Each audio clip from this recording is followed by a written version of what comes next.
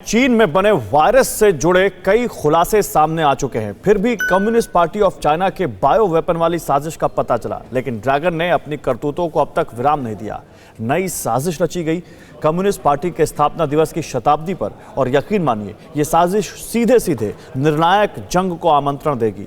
वो इसलिए क्योंकि चीन खुद को अमेरिका के समकक्ष साबित करेगा, ये जाने बिना कि सुपर पावर के पास फिर भी एक ब्रह्मास्त्र बचा रहेगा।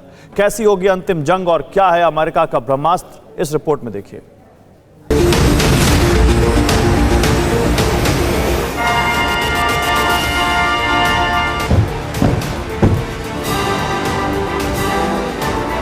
与中华人民共和国宪法。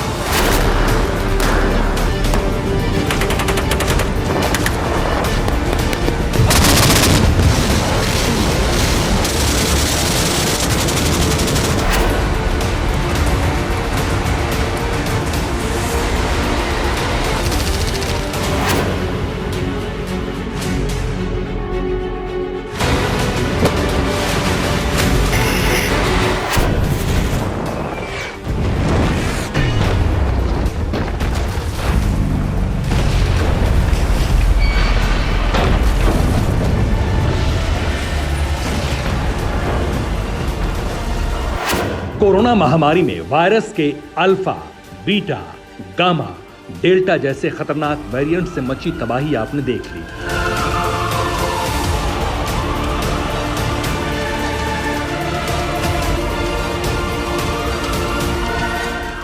चीनी बायो वेपन के डेमोन्स्ट्रेशन में लाखों लोगों की जान जाते हुए भी आपने देखा। एक वायरस से भविष्य के लिए बरकरार रहने वाला खतरा आप अब भी महसूस कर रहे होंगे, लेकिन ये तो महज ट्रेलर है। कम्युनिस्ट पार्टी ऑफ चाइना को चलाने वाले दैत्यों ने विनाश की तारीख तय कर दी।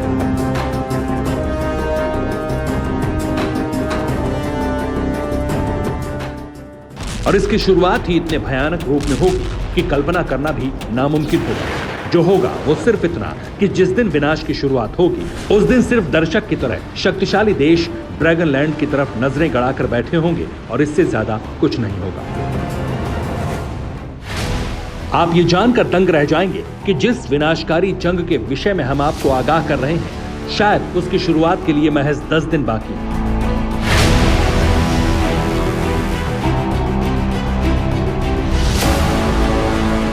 और इस पर हैरान करने वाली जानकारी यह है कि दुनिया को विनाश की भट्टी में झोंकने के लिए चीन के राष्ट्रपति शी जिनपिंग ने अपने साथियों के साथ मिलकर शपथ भी ले ली है। तो क्या ये शपथ दुनिया पर भारी पड़ेगी या फिर चीन को महामारी महंगी पड़ जाएगी?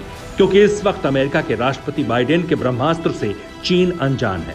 क्या है भविष्य की तैयारी से जुड़ी इस जंग में जीत हार का समीकरण? देखिए, कुछ बड़ा करने वाला है चीन। शुरू होगी जंग अजीम।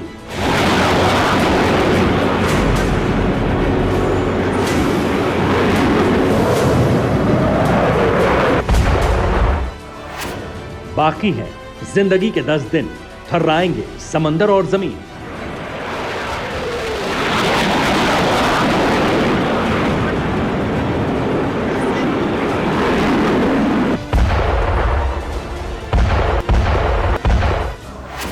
जिनपिंग ने ले ली शपथ, अंतिम निर्णय युद्ध पथ।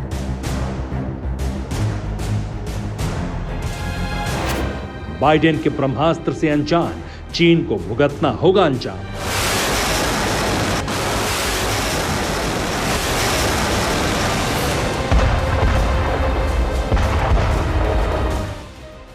दूसरे शब्दों में कहें तो चीन के राष्ट्रपति शी जिनपिंग ने विनाशकारी जंग से जुड़ी हर तैयारी को अंजाम तक पहुंचा दिया है, जिसमें हथियारों के जखीरे से हाहाकारी जंग की शुरुआत होगी।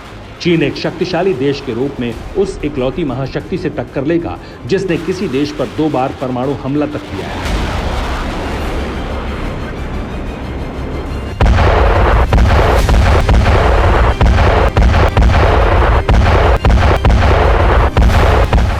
लेकिन अमेरिका की असली ताकत के आकलन के बिना क्योंकि ज्यादातर दुनिया जहां जैव, केमिकल, परमाणु और हाइड्रोजन हथियारों को ही अंतिम ब्रह्मास्त्र मानती है, वहां दुनिया को चौंकाने वाला एक नया विध्वंसक हथियार आ चुका है और वो सिर्फ अमेरिका के पास है।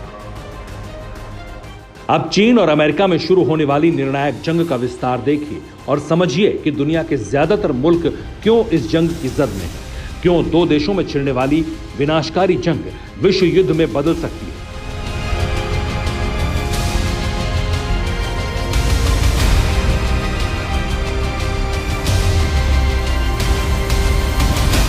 जंग के विस्तार का शुरुआती चरण है कम्युनिस्ट पार्टी के स्थापना दिवस का शताब्दी वर्ष और इसके लिए होने वाला समारोह।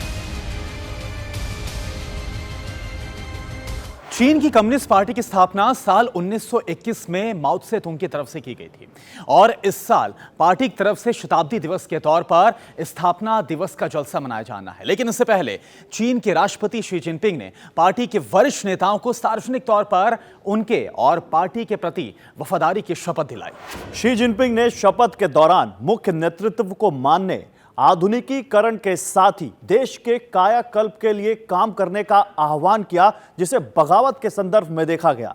लेकिन सच्चाई यह है कि यह अपील शी जिनपिंग 1 जुलाई के लिए कर रहे थे, जो विनाश की शुरुआत का दिन होगा।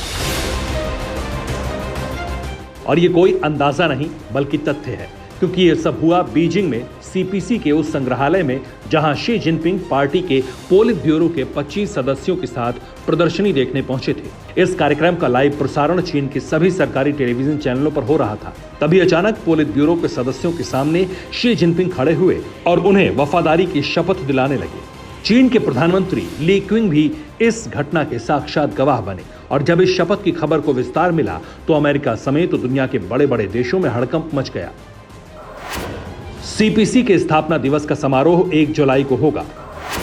1 जुलाई को चीन में सैन्य परेड समेत कई आयोजन होंगे। शताब्दी वर्ष में चीन अपने ताकतवर हथियार दिखाएगा और चीन का शक्ति प्रदर्शन नई जंग की शुरुआत के लिए होगा, क्योंकि इस शक्ति प्रदर्शन में दर्शक चीन के आम नागरिक नहीं होंगे, बल्कि इस शक्ति प्रदर्शन को देखेगा अमेरिका, जिसे केंद्र में रखकर ही चीन ने 1 जुलाई का दिन अपने ताकतवर हथियारों की नुमाइश के लिए चुना है। लेकिन सवाल यह है कि इस प्रदर्शनी में ऐसा क्या होगा जो अमेरिका को जंग के लिए उकसाएगा? क्या सिर्फ हथियारों से ही जंग की सूरत बनेगी या फिर हथियारों के सहारे चीन ऐलाने जंग का संदेश देने की कोशिश करेगा? वो भी समझिए। 1 जुलाई को चीन परमाणु मिसाइलों का प्रदर्शन करेगा, यूएस को 6ठी पीढ़ी की एयरक्राफ्ट की ताकत दिखाएगा, ताकतवर एयर डिफेंस सिस्टम की नुमाइश भी करेगा। चीन अपनी हाइपरसोनिक मिसाइल का प्रदर्शन करेगा, पनडुब्बी, जंगी पोत, एयरक्राफ्ट कैरियर भी दिखाएगा। यानी इस ताकत के प्रदर्शन से चीन ये साबित करने की कोशिश करेगा कि अब अमेरिका की तुलना में चीन पीछे नहीं है, बल्कि उसके समानांतर आ चुका है और वो जंग के लिए पूरी तरह तैयार है। और देखिए, इस वक्त एक बड़ी खबर आ रही है, वो आपको बताएं। ईरान का एकमात्र परमाणु संस्थान, उससे जुड़ी एक बड़ी खबर आ रही है। प्लांट रहस्यमय तरीके से बंद किया गया, एकमात्र परमाणु प्लांट। जी हां, अगले 4 दिनों तक बंद रह सकता है बुशेहर परमाणु प्लांट। परमाणु प्लांट बंद होने की वजह पर ईरान ने चुप्पी साध ली है। परमाणु प्लांट बंद होने से ईरान के कई इलाकों में अंधेरा छा गया है। इजरायल की खुफिया एजेंसी मोसाद पर शक की सुई घूम रही कि क्या उसने तो कुछ यहां पर अपना कोई मिशन नहीं यहां पर कामयाब उसका हो गया, कोई मिशन को तो नहीं इसने अंजाम दिया है। जो ईरान का परमाणु प्लांट, एकमात्र परमाणु प्लांट, वो बंद हो गया। कई शहरों में अंधेरा छा गया। इजरायल के पीएम की हमास को बड़ी चेतावनी, हमारे सब्र का बांध टूट रहा है, ये कहा नेफ्ताली बेनेट ने। हमास बेगुनाहों की आड़ में उन पर हमला कर रहा है, बेनेट ने यह कहा। और इजरायल ने हमास के ठिकानों पर एयर स्ट्राइक की है। 1 महीने बाद ही इजरायल और हमास के बीच संघर्ष टूट गया। तो नेफ्ताली बेनेट के सत्ता में आने के बाद से ही आशंका जताई जा रही थी कि यह संघर्ष और बड़ा छिड़ सकता है। और देखिए, वही तेवर यहां पर दिखाते हुए नेफ्ताली बेनेट।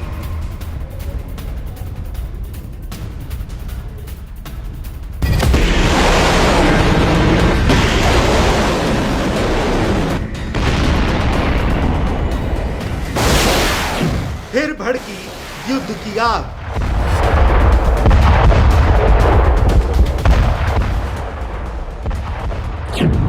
इजराइल का अटैक, रॉकेट दागे हमास। गाजा पट्टी एक बार फिर बम के धमाकों से गूंज रही है। रात के अंधेरे में आग की लपटें आसमान छू रही हैं। गाजा फिर धधक रहा है और दुनिया पर फिर एक बार युद्ध का खतरा मंडराने लगा है।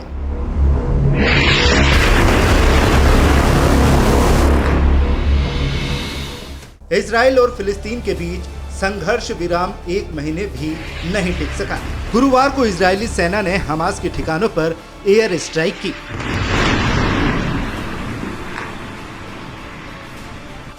हमास के कई ठिकानों के इस एयर स्ट्राइक में तबाह होने का दावा किया जा रहा है, लेकिन ये तो शुरुआत है।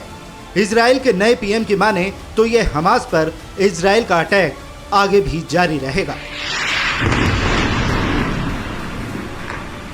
हमास को लेकर इजरायली पीएम के बयान से साफ हो जाता है कि आने वाले दिनों में फिलिस्तीन और इजराइल के बीच टकराव बढ़ सकता है और इसकी शुरुआत कुछ दिन पहले से ही हो चुकी है।